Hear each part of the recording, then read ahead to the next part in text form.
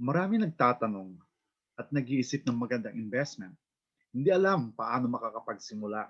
Natatakot, baka scam yan, baka mawala ang pera ko dyan. Well, ano nga ba ang mutual fund investment? Ito yung gusto kong i-share sa ating lahat.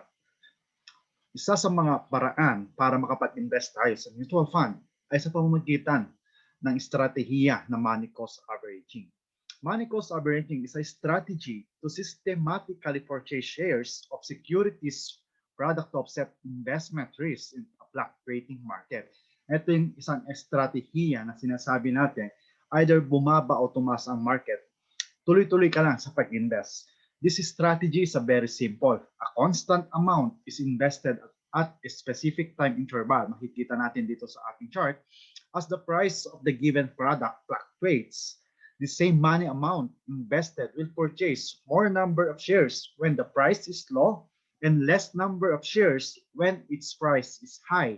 So mapapansin natin dito sa money cost averaging, kapag bumaba ang price per share sa market, mas marami tayong mabibiling shares. Pag tumaas, mas kokonti ang mabibili natin shares. Pero kagandahan doon, tuloy-tuloy tayo sa pag-i-invest.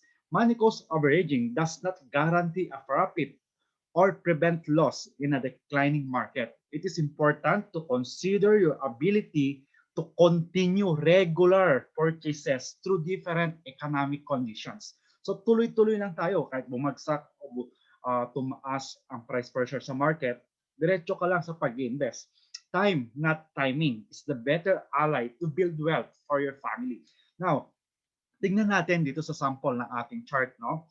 Sa loob ng 6 months na nag-invest siya ng 100 pesos per month. So in the first month, nag-invest siya ng 100 pesos. Ang price per share that month is 100. So ang nabili niyang share ay isa lang. Okay? Second month, 100 pesos ulit, pero bumaba yung price per share. Makikita yung dito sa ating chart, ano? Bumagsak siya, naging 50 pesos. So yung 100 pesos niya, nakabili ng dalawang share. The third month, bumaba ulit ng 25 pesos per share, kaya mas marami na siyang nabili na share. So apat yung nabili ng 100 pesos niya. On the following month, apat na buwan, no, yung 100 pesos niya, bumagsak pa rin yung market. So pababa ng pababa. So naging 20 pesos na lang. So mas marami yung nabili niya per share na shares, no? So naging 5. So in the fifth month, 100 pesos pa rin yung kanyang ininvest. Tumas ng konti, naging 25, kaya meron siyang apat na nabiling share. On the 6th month, yung 100 pesos niya at natumaas na yung price per market, naging 50, kaya meron siyang nabili na dalawang share.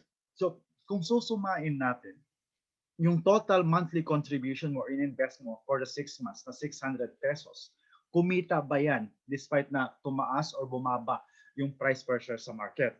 So yung total na nabili natin, no, yung 600 pesos natin sa loob ng 6 months, ay total of 18 shares. So paano mo malalaman na kung kumita yung 600 pesos na in-invest mo?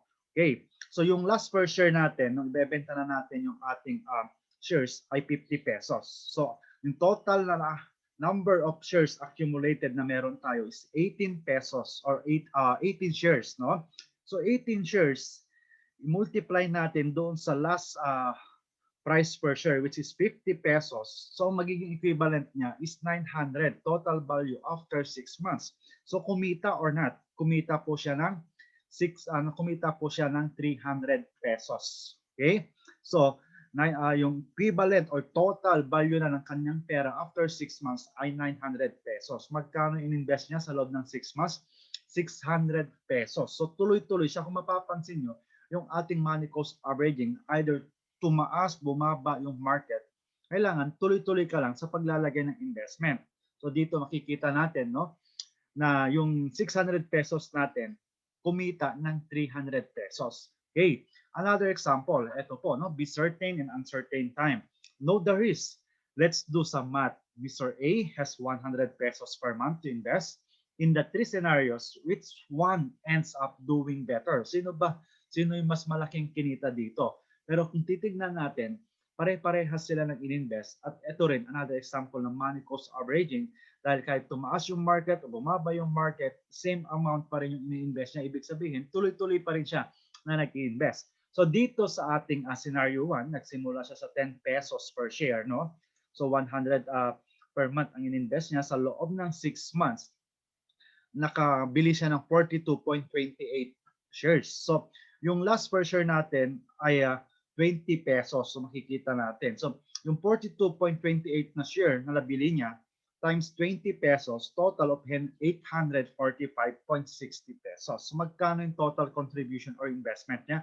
600 pesos. Pero magkano yung naging kabuuan ng pera niya? 845 pesos. So, kumita siya ng 245 pesos 0.60 centavos. So dito sa scenario 1, mapapansin natin, nagsimula siya sa mababa hanggang tumaas yung price per share. Dito naman sa scenario 2, nagsimula pa rin siya sa 10 pesos per share at nagtapos din siya sa loob ng 6 months ng 10 pesos per share. Kung mapapansin nyo, nagsimula sa 10 pesos per share, bumaba ng bumaba, then bumawi, bumalik sa 10 pesos. So after 6 months, ang total na na-accumulate niya ay 85.25 total of shares. Magkano yung last per share nung bebenta niya na after 6 months? 10 pesos. So magkano yung naging total value ng kanyang pera sa loob ng 6 months? 852 pesos. So mas malaki ng konti versus dito sa scenario 1. Then dito sa scenario 3, makikita natin sa chart na bumaba ng bumaba, no, yung price per share, pero bumawi din sa dulo. So yung total na na-accumulate niya dito na number of shares is 257. Bakit mas malaki? Dahil bumagsak yung market, mas marami yung nabili ng kanyang 100 pesos na shares. So dito, kung mapapansin natin dito sa scenario 3, mas malaki yung kinita ng 600 pesos niya. Halos magdoble yung kinita.